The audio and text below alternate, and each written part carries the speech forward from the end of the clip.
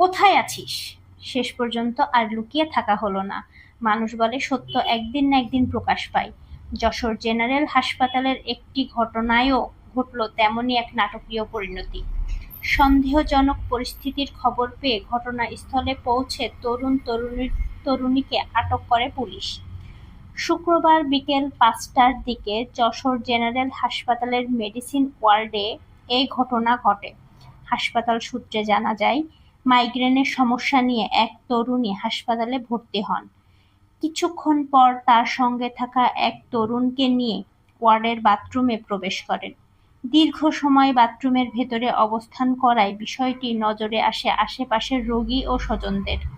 পরে এক রোগীর স্বজন পুলিশকে খবর দিলে ঘটনাস্থলে পৌঁছে পুলিশ ওই তরুণ ও তরুণীকে আটক করে।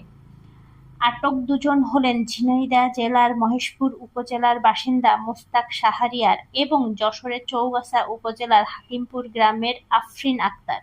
ঘটনার পর হাসপাতাল জুড়ে ব্যাপক চাঞ্চল্যের সৃষ্টি হয়। রোগী, স্বজন ও হাসপাতাল কর্মচারীদের মধ্যে এ নিয়ে নানা আলোচনা শুরু হয়। পুলিশ জানিয়েছে, ঘটনাটি তদন্ত করে দেখা হচ্ছে এবং প্রয়োজনীয় আইনগত ব্যবস্থা গ্রহণের প্রক্রিয়া চলমান রয়েছে। কতদিন আগে বিয়ে করেছো? নিজেরা বিয়ে করেছো? কিভাবে নিজেরা করে বিয়ে করলে? আমার ফার্স্ট হাজবেন্ডের অনুমতি নিয়ে বিয়ে করেছি। আমি প্রথম হাজবেন্ডের অনুমতি নিয়ে দ্বিতীয় হাজবেন্ডের কিভাবে বিয়ে করেছেন? কিভাবে কুরবানি কবুল করেছে, কবুল করলেই তো বিয়ে হয়েছে সাক্ষী। ওনার সাথে বিয়ে করলেন কিভাবে? একইভাবে দূরের কুমারী। কবুল কিরকম বলেছেন বলেন তো একটু। আমি 3 বার কবুল বলছি, আলহামদুলিল্লাহ কবুল। এখনো বলছি কবুল কবুল কবুল। আর বলতে হবে বাথরুমের ভিতরে কি করতে এই গেছিলেন? কবুল কর। বাথরুমের ভিতরে কি করতে গেছিলেন?